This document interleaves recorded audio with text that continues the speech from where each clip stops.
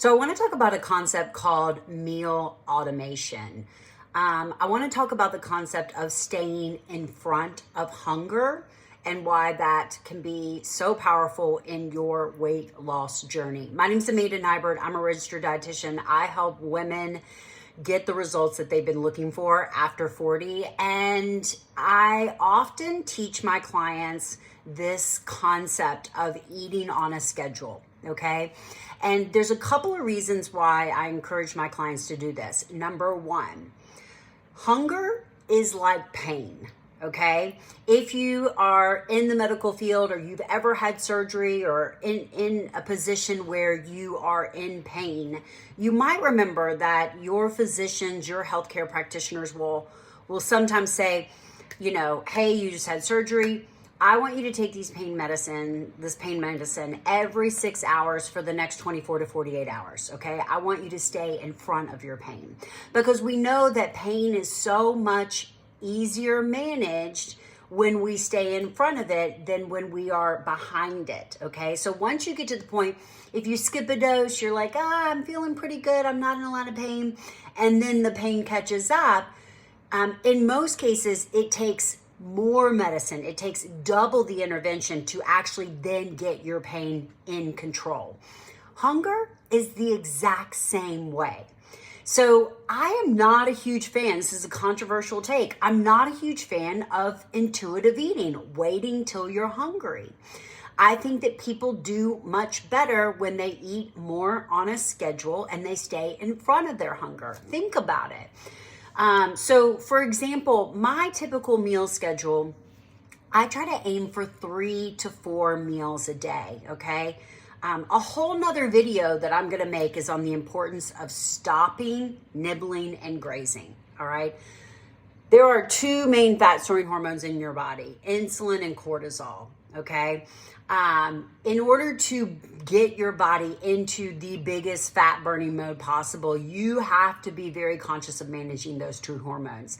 The biggest thing that will send your insulin through the roof is eating every hour, eating frequently, okay? It is the worst advice we were ever given. 6 small meals a day. Don't do that, okay?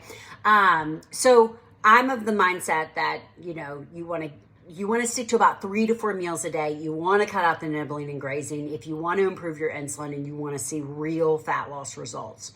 So my typical meal schedule is I'm going to have my first meal because I implement intermittent fasting. I fast for 12 to 16 hours a day. It's going to be between 10 and 12.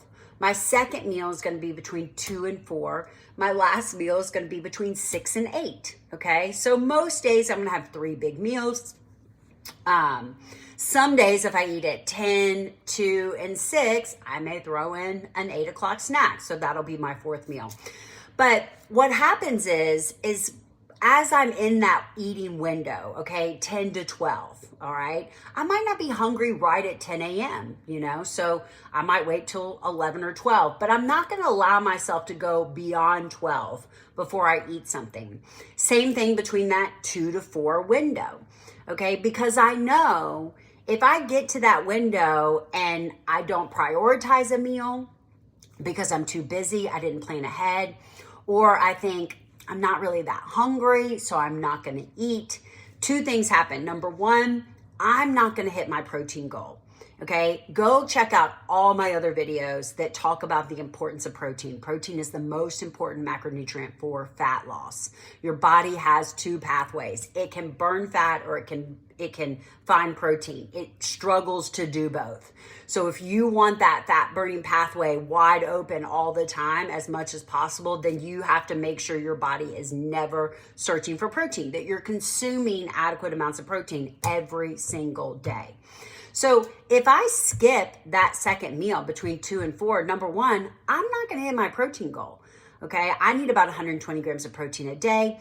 I'm aiming for about 30 to 40 grams of protein at each meal. If I skip a full meal, that means I'm going to be behind for the day, and that's going to impact my weight loss goals. So that's number 1. Number 2, yes, I may not be hungry at 2 o'clock, 3 o'clock, 4 o'clock. And so I say, you know, I'm not going to eat. But by the time 5 and 6 roll around, I'm no longer hungry. I'm hangry. I'm starving. Okay. I roll through the door. I'm, again, hangry, hungry. And at that moment, now emotions play into what I'm going to eat. Okay. Before, I had a meal at 10 to 12. I had a meal at 2 to 4. I come into my meal at 6 to 8, very much in control. Okay. My hunger is well in control. I have the mindset that, I have goals. I'm going to make a healthy meal. But if I come into that window starving, then things like, what do I want to eat happen? Okay. So now you've got the emotion in there. What am I in the mood for? Okay. I'm starving. What am I in the mood for? Well, you're never going to be in the mood for chicken and broccoli. Okay. That may have been what you planned on eating because you have goals. You're, working to hit your macros, manage your fat, your calories, whatever that may be. But the minute you start to put that emotional hunger into it, now you're like, well, that doesn't sound good. I'm so hungry, but that doesn't sound good. That's not going to satisfy me. What am I in the mood for? Okay. So that's kind of number one. Number two, again, fight me. Okay. But I promise you, when you go into a meal and you're starving, you eat and you are left unsatisfied. It does not satisfy your hunger.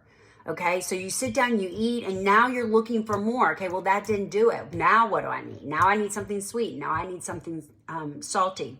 So if you struggle with intense hunger, if you get hangry, if you find that you're not hitting your protein goals, if you're always trying to catch up at the end of the day, try this strategy. Okay, give yourself 2-hour windows 3 times a day. For the next 7 days, I want you to eat in those windows, okay? And I want you to sit down to a plate of food. I was working with a one-on-one client the other day, and she says, I do good all day long.